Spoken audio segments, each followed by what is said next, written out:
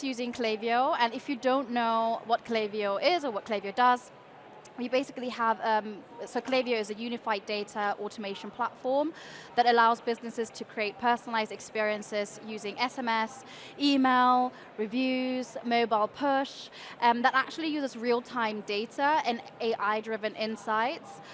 We have over 140,000 customers at this point, and one of them is here with us, the head of CRM, Matt Pinter, Matt Davis from Pinter. Love it. Okay, well, welcome. Thank you so much for being here today. Thank you for having me. For those that don't know Pinter as a brand, do you mind just explaining a little bit more? Yeah, sure. So we came about, I think, about 5-6 years ago. So our founders were at university. They were trying home brewing for the first time. There was buckets everywhere. I think a cupboard exploded at one point. And they thought there must be a better way. They wanted to make sure that people could have really good quality beer at home. So they created the first iteration of this thing that's right next to me called the Pinter. It's a way to create beer at home. So think of almost an espresso machine with a little bit more effort, but it's somewhere in between the perfect draft where you can instantly just get beer itself, and somewhere between home brewing where you've got all the buckets, but you can brew it, make it, tap it, all in one device. Can everyone hear me okay? Yeah. No. So yeah, we've been kind of going from strength to strength a little bit. We've been now on the third iteration of the product. We've got a subscription service where people can buy the ingredients packs where they consistently get the beer that can make the Pinter beer. And yeah, I think so. That's Pinter. Great, thank you so much. Would you say that the typical Pinter audience differs from the traditional home brewer? Yeah, we've had a really interesting journey figuring out who our audiences are. I think when we started, we thought it was targeted at university students, so making their own beer at home, and then sharing it at house parties. But what we've learned is that this is something that people really want to master. It's something that people who have a lot of time want to find a hobby, really enjoy. So we have about a 50-50 split whenever we've looked into our audience in terms of home brewers and people who've never home brewed before. I think home brewers really enjoy it because it's a much simpler approach, whereas they are able to make their beer at home still. And then we've got the people who have maybe looked at home brewing but thought that looks very hard, ridiculous, I'm not going to put in all that effort to create that. But they still want the ability to have fresh beer at point of conditioning. So there is kind of an even split between those two when we've looked into our audiences. Oh, amazing. So essentially, Pinter creates like a whole new process to create beer at home, and anything that's new, usually people kind of react skeptically. I do that too. Yeah. So you're kind of faced with different challenges that you have to try and solve. How do you approach customer activation, and how do you actually support customers to start this homebrewing journey? Yeah, so we are kind of challenging the beer at home market a little bit. So there are, like I said before, the perfect draft things where it's instant beer. There's home brewing. There's also just buying a few tinnies from the local co-op. So there's been a real confusion sometimes with customers about what this actually does. We've done a lot of in-person talks, focus groups, like that kind of thing with customers. They pretty much, if we talk to 100 people, there are 100 different questions about what this product is. So I think customer education from that point of purchase has always been really, really important for us. We've used Klaviyo to try and, once someone has made that purchase, try and educate them as much as possible on what the Pinter is, what the benefits are, what we can do with it, and then what kind of beer they can create. So from the product adoption, we know that there are 3 different behaviors that really create a brilliant customer. We looked at long-term value, and we made sure that our onboarding journey, once they purchased that Pinter, was kind of spot on and would hit these 3 things. So we really, really focused heavily. So essentially the 3 things from product adoption that we knew were really important were joining subscription, because we knew that if they could get into the, don't want to say habit, because that's quite bad when you talk about alcohol, but the habit of consistently having beer on tap, then they were going to completely see the benefit of it and stick with us. Downloading the app, because that means that A, they have the instructions ready to go, and they can be handheld through the process of brewing their own beer.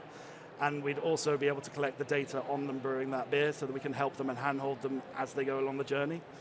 So downloading the app was very key for us. And the third one was multi-product adoption. So we have a pinter and then a co-pinter, which is just kind of another one of these, but slightly different. We found that if someone purchased one of those, they would kind of stick with us for a lot longer time because they'd have more beer to brew and more space to brew it. So with those three behaviors, we created some automations that essentially, if you don't do what we want you to do in that period of time, we hammy. we just keep going and going and going because we know that if you don't do those behaviors, we might lose you. So that became really, really important to us in the first 5 to 6 days. We would really hammer them on the behaviors that we knew led to long-term value. Yeah, I mean, you really are diving deep into what your customer wants and needs and tries to understand them more. What do you think the real impact was from doing all of this? Because you also kind of mentioned turning the consumer into a subscriber, right? I guess that makes them really sticky as well, right? Yes, yeah. So we found that if someone subscribes, they are likely to buy about 6 or 7 more packs a year versus someone who just goes as pay-as-you-go. They kind of treat it like a bread maker. It goes in the back of the cupboard. They look at it and go, oh, maybe I'll brew some beers, which isn't a way to kind of create habit-forming behaviors. So we have essentially made a play now where subscription at sign-up is so much better than anything else. You almost need to make it so that it's an obvious choice that you would always do subscription. So we now offer 2 free beers when you subscribe, which has been an incredibly successful phase to get people kicked off because it's a saving of £44 roughly completely out of the gate. And from that we've seen, I think last year before we created that, we were seeing a split of 25% subscriber, 75%, and that's completely shifted. So we're now at 75% subscriber rate, 25% pay-as-you-go. And that's completely done through Klaviyo's automation. So when they join, we can create those behaviors based on what we know about them. So if they've subscribed, how many beers they've bought, if they've bought beers before. Because what we know is that if you try and make them a subscriber 1-2 years down the line, it's almost impossible. The subscription model is called the Fresh Beer Club, right? It is the Fresh Beer Club, yeah. So you get 20% off as kind of a blanket rule, and it consistently comes to your house. So if anyone wants to get Pinter, definitely join Fresh Beer Club if you get yourself one of these. It's the only way to do it. It also looks really good. I've been trying to get myself a free one, but we'll see. All right, so once a customer's up and running with their brewing, how does Pinter continue to make these interactions feel really personalized? Yeah, so personalization and making sure that the customer journey was specific to the brewer was really important for us. It's quite a complicated process. I mean, the first time I tried to brew it, it went completely wrong. I came out with flat beer. I didn't shake it enough, I didn't do these kind of things. We now have this integration with the app, which means that we can track behavior. Before we were kind of relying solely on customers telling us if they were having problems through our Typeform integration with Klaviyo, whether they were purchasing again. Those behaviors are really important, but actually utilizing the product and being able to get real-time usage data has been kind of completely transformative for us. So now when someone joins, we can see when they do their first brew, how long they put it in for, and then they've got a rating system, so they can tell us, was it flat, was it fizzy, how was the color, those kind of things. So we can collect all this data about the beer that they've just made and then really personalize the journey based on that. So if it's a 3-star review, they'd be getting communications about how they can improve it, potentially even pushing them onto our customer service team, who will then talk them through how to brew, because they are brewing experts. If they have a really good journey, if they have a really good first brew, we celebrate it, we tell them what to buy next, and we know what they've told us in terms of a taste profile. So they tell us pretty early on, do they like the maltier beers, do they like the hoppier beers, do they like lagers, ales, those kind of things? And from there we can really personalize our recommendations engine completely based on what they've told us. The one thing that we did learn quite late on, so relatively recently, is that what people tell us they like and then what people actually do are actually quite different. So if you tell people, do you like a hoppy beer or a malty beer? I personally don't really know the difference between that. But if you like, I like a Stella or a Foster's, I'm like, yeah, well, I like a Foster's. Probably not, that's not the craftiest beers ever. But what we've been able to do now is see the products that people are actually buying and then align their taste profiles to that, and then recommend them beers based on what they're actually buying, what they're actually brewing, what they're actually enjoying. They actually give 5-star. I actually really quite love that you are championing your customers on to make like the perfect beer at home. Yeah. Because probably if I was to get one, I would maybe struggle a little bit to kind of get started, but I guess you guys are really doing a little bit of hand-holding here, which is, I think, really quite unique. So you are collecting a lot of data and you really understand the customer better.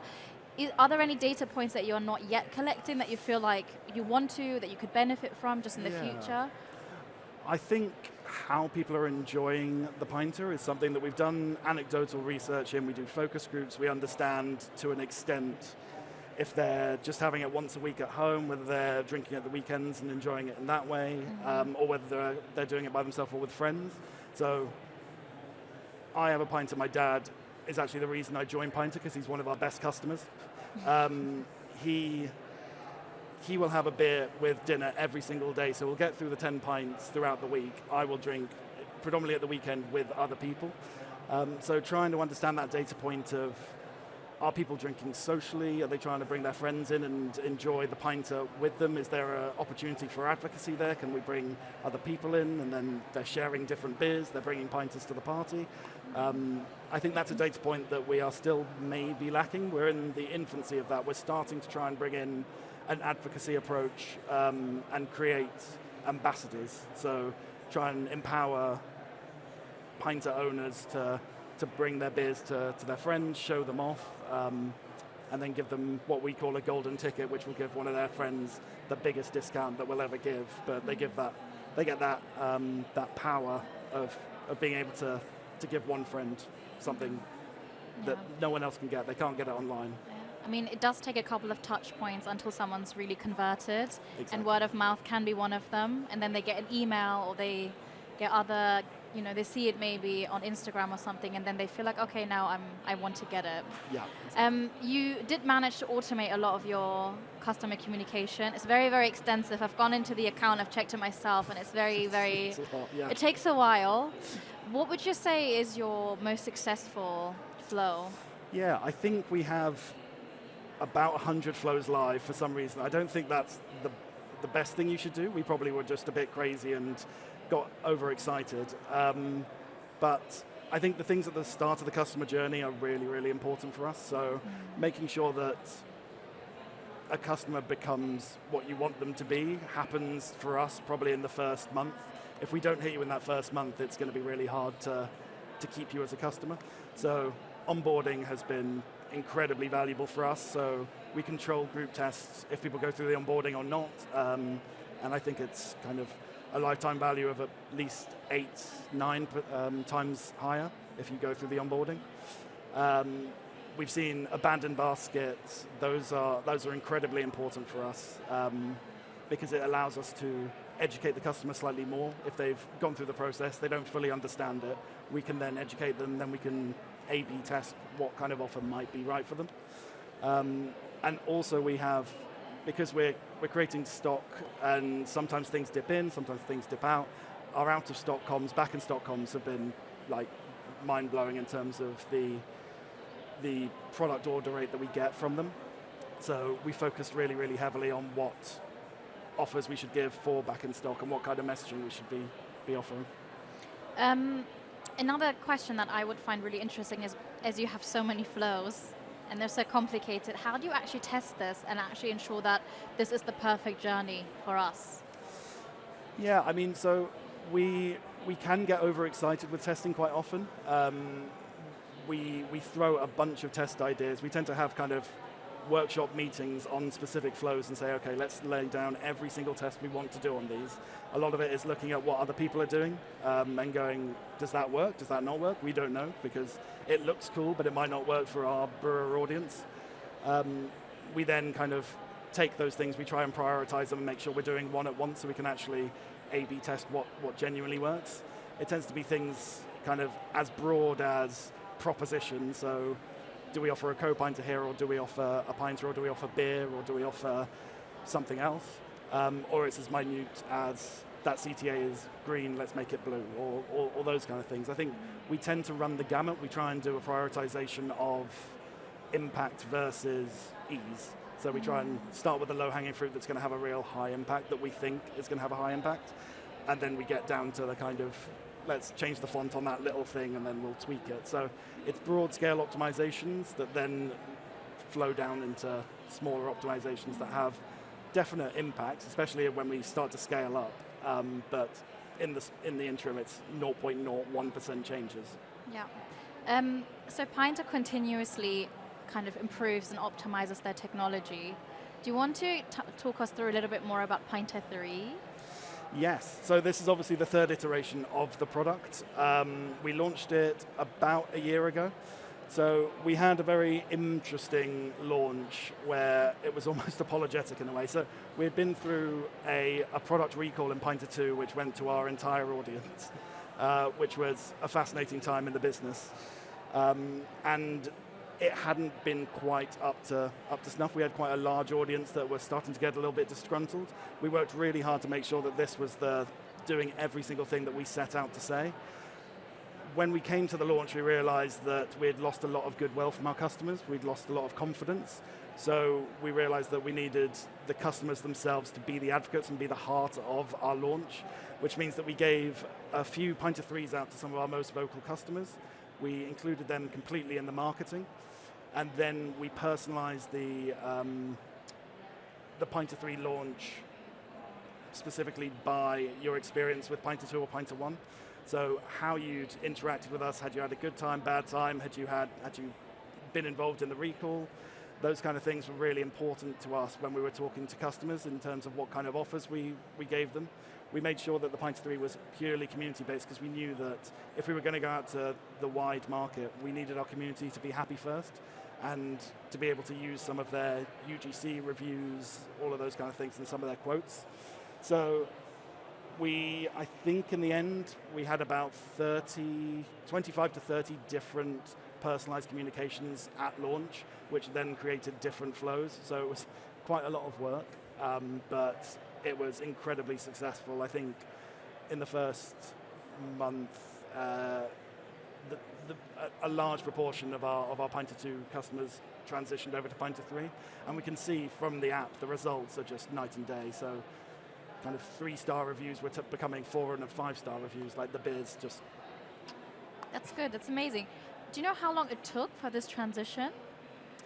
From when you rolled out something that didn't work well, and then you had Pinter 3, how long did this transition take? Pinter 2 was around for about 2 years, and I think the Pinter 3 work almost started exactly as Pinter 2 launched.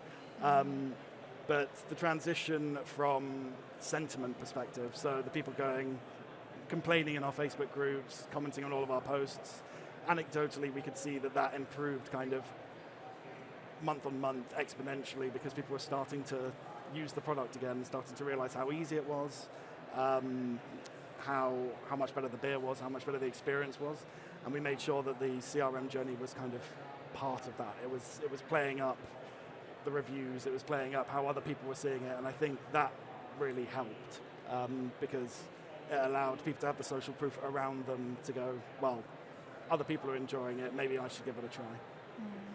Okay, so for most brands, Black Friday is right around the corner, and everyone's trying to be a bit more innovative and really use the season. You've done something completely different, right? Yeah. You do something called Freshmas.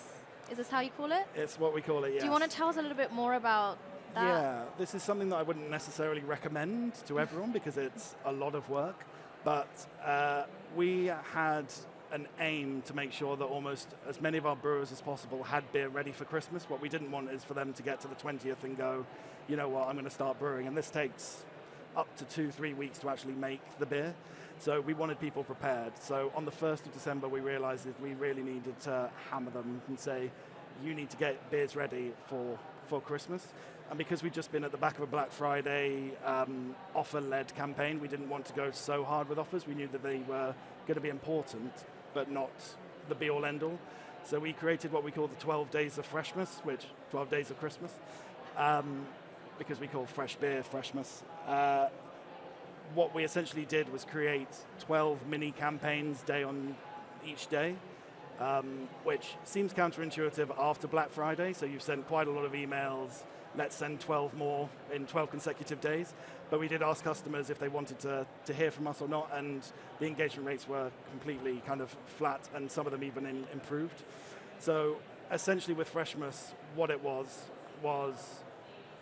12 days where it could be a piece of content about preparing your brews for Christmas. It could be a offer which actually played up beers that take longer to brew versus shorter. So on the second day, it was all about the longer brews. On the 12th day, it was about the shorter brews.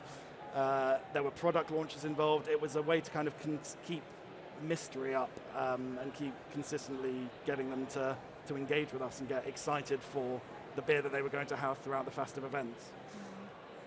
Is it something you're going to do this year as well, or are you going to do something completely different? I mean, it is literally 12 mini campaigns, so it's a lot of work, especially because all of that was segmented on what we want the customer to do. So whether they were laps, whether they were pint of 2, which we wanted to upgrade to pint of 3, whether they were pay as you go. But our customers have enjoyed that so much. I think customers definitely enjoy, and they can see when you're putting effort into something and when it's not just the generic 20% offers that they get kind of blasting through their inbox. So there is an expectation from our customers that we'll be doing something similar. I don't know whether 12 days makes sense, but I think we still need to keep applying some creative thought into Freshmas. So it'll be back in some kind of way. I really like that you're so unique in how you want to do things differently, and you're just standing out, I guess, in your industry by doing that, right? By investing more time, trying to actually create a unique experience for your customer. I think they're going to value that for sure. Yeah, I think during Black Friday and Christmas, I think customer can get dropped off quite often. So what we try and do is make sure that they are the forefront of what we're thinking about, and then build out gifting and growth from them. So they are really important for us, so that's why we focus so heavily on slightly more creative, quirky campaigns specifically for them. Yeah, awesome. So you've now also expanded in the US. Congratulations, that's a big thing. Would you say the approach is similar in the US to the UK, or would you say there are certain differences? Yeah, so we launched in the US about a year ago. It is a crazily big market, and what we didn't quite anticipate is how different it is across the country. I think we think UK, US, fine, it's kind of the same, but Ohio is completely different to California, and California is completely different to Massachusetts, and those kind of things, because we are kind of across the country. So that has been a really big and steep learning curve. What we essentially did was try and utilize as much of our learnings as possible and apply them to the US, so that we could be live in the market with our flows, with our automations, and then take learnings from that. I think if we'd have just gone in completely blank, we wouldn't have been able to garner any learning. So it's kind of like, it is building the plane as you're flying slightly, but what we've been able to do is go, okay, well that actually doesn't resonate with this audience, or that does resonate, or that doesn't, that does. What we've learned is American fridges are bigger, which is nice, which means they can buy more of these, which they tend to. So they tend to have much higher brewing capacity. So when before we were talking to them saying, buy one beer, they're like, no, I'm going to buy 5, which is lovely for us, but it's a completely new way of us now marketing to the customer, and it's a completely new way of us doing subscription as well. Yeah. So we've had to take quite a few of the learnings from the UK, apply it to the US, and then change some of our strategies. Yeah. So for those customers who are actually buying the Pinter in store, how do you actually kind of activate and retain those customers? Yeah, so that's been a new way of selling. I think we've purely been e-commerce in the UK, but we've just launched in some of the stores in the US. I think one thing that we've learned is it's a very hard product to explain. It is kind of, you don't just see, I mean, I don't know if you guys do, but you don't see this and go, okay, well that brews beer and that does 10 pints and it stays fresh for 30 days, those kind of things. So we needed to make sure that the proof of sale, the point of sale at any store that we were selling was really, really kind of educational. What we found is that customers who purchased were not then becoming very good customers. They were just buying it going, I didn't really know what this was, and then never using it again. So we needed to make sure that in the pack there was a way for them to subscribe, which we offered the 2 free beers, and that kind of led to them subscribing so that we could really educate them about what the customer was, bring them into our ecosystem, and not just leave them to the wilderness of the retail stores. It has been a challenge because when people are seeing it, we just don't have the visibility that we would have if they came in through our channels. We don't know where they've come from. We tend to, like I said, they tend to be worse customers coming from retail. But what we're using it as is almost another form of marketing. So we only have anecdotal evidence of this, but people will say, oh, I saw you in Ace Hardware, oh, I saw you in Best Buy, I saw you here, and then they went online, searched for us, and signed up.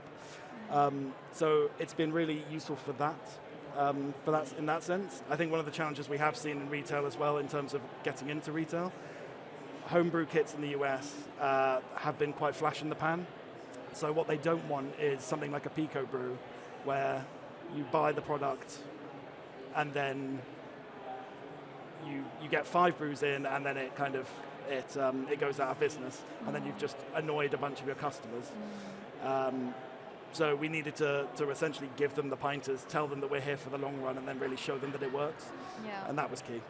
So what you're essentially saying is the customers that tend to buy the product online, educate themselves first, are the ones that are actually sticky, and the ones that are just going in the stores, they're just sort of doing an impulsive buy and they just sort of don't use it anymore. Exactly, yeah. I think there's probably some miscommunication or misunderstanding of what the product actually is. Some people think it's one use, which it's quite expensive for a one-use product. Some people think they have to plug it in. Some people think it's got beer in it and it's just they're buying 10 pints, which is, yeah, again, a lot for the price point. Whereas if they come in through our channels, we are able to bring them into our kind of CRM system, and we can start educating them along the journey. In store, it's a lot tougher to do that. What would you say are the main differences between the UK and the US customers, just in general? I mean, the key one is probably optimism. So the UK, what we found is that people, the cognitive dissonance of buying the product and that onboarding journey in the first week, 2 weeks, 3 weeks, they almost want to be disappointed in some way. So we get a lot of like, oh, well, I didn't think this was going to work, but it did. Or, oh, well, you were trying to, I didn't think it was going to be great, and then it was actually really good. So we're almost trying to prove people wrong. In the US, it comes from a completely different perspective. They're like, I'm so excited to try this product. You almost are in a place where you have to disappoint them as opposed to like augment it. So I think what we're trying to do in the US is play up the excitement of purchasing the product, of brewing your first beer, of being able to use it. Whereas in the UK, sometimes it's just hammering like, no, honestly, it's really good, it's going to be great, it's a lot of hand-holding. Whereas, yeah, in the US, I think there is this element of, I'm so excited, brilliant, let's go. Yeah, awesome. So it's obviously really clear that Pinter is really successful, you now have expanded. Where would you like to take Pinter next, just to kind of wrap it up? Yeah, I mean, so we've always been a brand that makes our own beers, so we've got kind of run the gamut between ciders, ales, lagers, all those kind of things. We've just started reaching out to some partnerships now, so the ideal state of Pinter, probably we will hopefully get there in the next year. There are some conversations, which I'm not allowed to talk about annoyingly, where you can brew your favorite brewery's beer in a Pinter. So what we would ideally get to is a platform brand that you come in through your favorite beer brand, then you have a personalized journey about that beer. We bring you in and then we bring you into the ecosystem, then you can try this beer, this beer, this beer. So ideally, that's where we want to get to. We want to be kind of the way to create your own brewery in your fridge. That's awesome. Well, thank you so much for being here today. You can find us. We have a booth. I think there's a slide. Exactly, G20. We also have a champagne happy hour at 3:30. I'm not sure if anyone has heard of a champagne happy hour, but please come, have some champagne, and talk about Klaviyo. I'd love to see you guys there. Thank you. Thanks, guys.